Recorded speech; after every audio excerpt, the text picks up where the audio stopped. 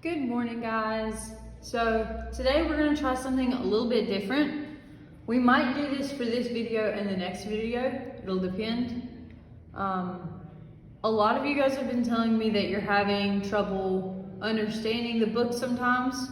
So we're going to try, instead of you seeing me when we're doing the video, you seeing the book and me using a pen or something to kind of point and help you read along with me. If you like that, we'll continue doing it. And if you don't like it, we'll go back to how we were doing it before. All right. So today we're going to be reading 8 poems. I know that sounds like a ton of poems, but they're all really short and they go together.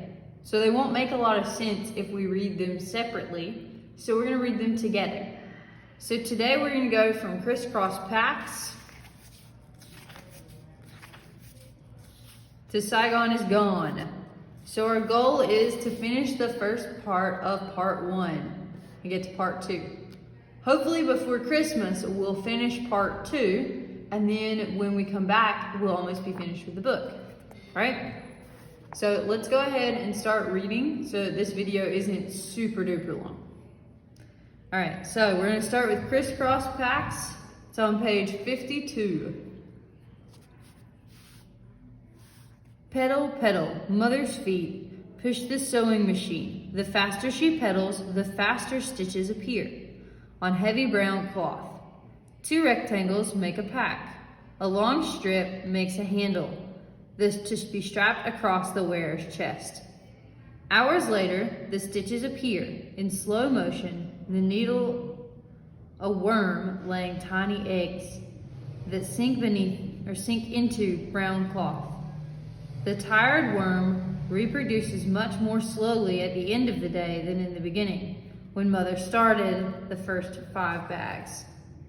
Brother Co says too loudly, "Make only 3. Mother goes to a high shelf, bringing back father's portrait. "Come with us or we'll all stay. Think, my son, your action will determine our future." Mother knows this son cannot stand to hurt anyone, anything. "Look at father. Come with us, so father will be proud you obeyed your mother while he's not here."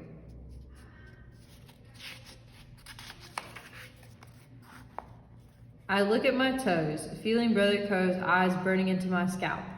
I also feel him slowly nodding. Who can go against a mother who has become gaunt like bark from raising 4 children alone? So remember, in one of the last poems we read, Ha and Co made a promise to each other. They pinky promised that they would not leave Saigon. So he's telling their mom that they don't plan to go anywhere because this is their home. All right. So our next one, Choice, on page 55.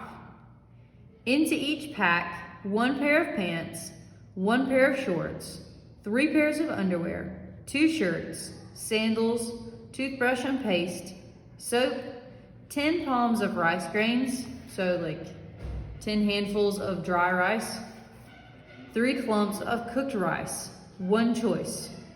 I choose my doll, once lent to a neighbor who left it outside, where mice bit her left cheek and her right thumb. I love her more for her scars. So they each have bags and they can only pick 1 thing to take with them that wasn't on this list. Can you imagine having to take everything you own in a little backpack?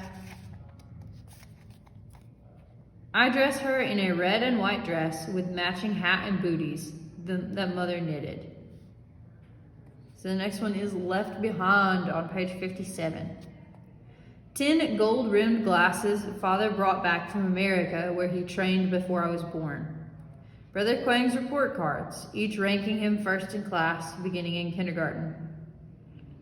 Vines of Begonia Villa, I think is how you pronounce that. Fully in bloom, burgundy and white like the colors of our house. Vines of jasmine in front of every window that remind mother of the north. A cowboy leather belt Brother Vu sewed on mother's machine and broke her needle. That was when he adored Johnny Cash more than Bruce Lee. A row of glass jars Brother Co used to raise fighting fish.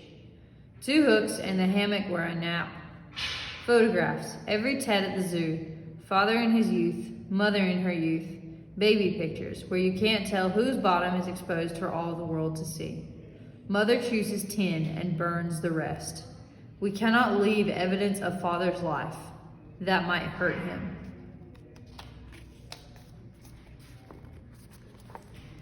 Wet and crying. My biggest papaya is light yellow, still flecked with green. Brother Vu wants to cut it down, saying it's better than letting the communists have it. Mother says yellow papaya tastes lovely dipped in chili salt. You children should eat fresh fruit while you still can. Brother Vu chops the head, falls. A silver blade slices. Black seeds spill like clusters of eyes, wet and crying. Sour backs. At the port, we find out there's no such thing as a secret among the Vietnamese. Thousands found out by the Navy ships ready to abandon the Navy. Uncle Son flares his elbows into wings, lunges forward, protecting his children. But our family sticks together like wet pages. I see nothing but backs, sour and sweaty.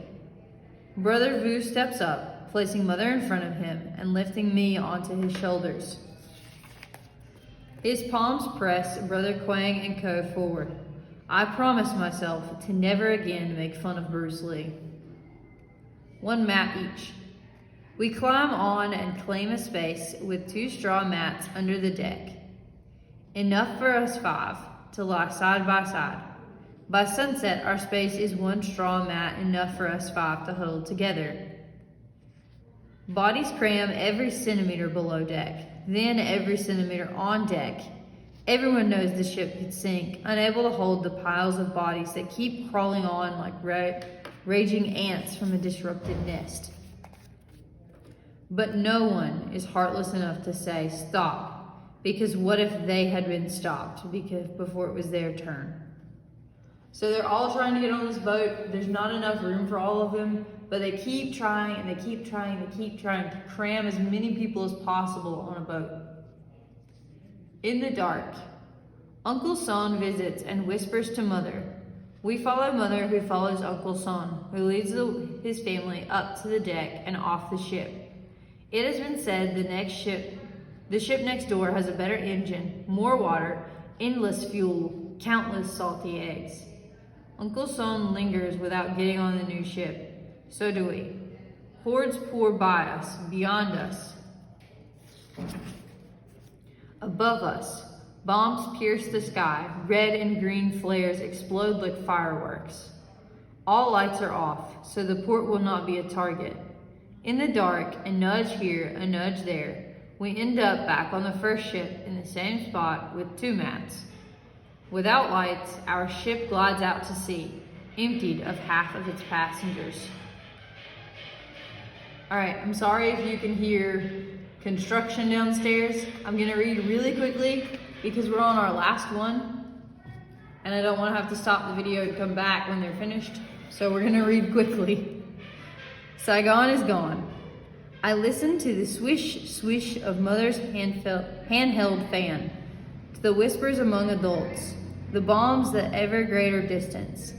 The commander has ordered everyone below deck, even though he has chosen a safe river route to connect to the sea, avoiding the obvious escape path through Vutang, where the communists are dropping all the bombs they have left. I hope TT got out. So remember, TT is her friend from like several poems before this. Mother is sick, with waves in her stomach, even though the ship barely creeps along. We hear a helicopter circling. Near our ship, people run and scream, "Communists!" Our ship dips low as the crowd runs to the left, then runs to the right. This is not helping Mother. I wish they would stand still and hush. The commander is talking. Do not be frightened. It's a pilot for our side who has jumped into the water, letting his helicopter plunge in behind him. The pilot appears below deck, wet and shaking. He salutes the commander and shouts. At noon today, the communists crashed their tanks through the gates of the presidential palace and planted on the roof a flag with 1 huge star. That's the Vietnamese flag. Then he adds what no one ever wants to hear. It's over. Saigon is gone. So that's the end of part 1. So next time we'll start part 2, which is called At Sea. For today, your homework is to write me a paragraph. 5 to 6 sentences is a paragraph. A sentence is a complete thought with a capital letter at the beginning and a punctuation mark at the end. All right? Remember that. What I want you to write about is, how do you think Ha and her family feel during all of this? So if you were stuck on a boat like this, how would you feel? How do you think her and her brothers and her mother feel? Do they feel safe? Do they feel scared? What do they feel like? All right? I want you to think about that and write me a paragraph. I would also love for you to let me know if you like doing the video like this better, or if you like when you can see me better. All right? Have a good day, guys. I'll talk to you later.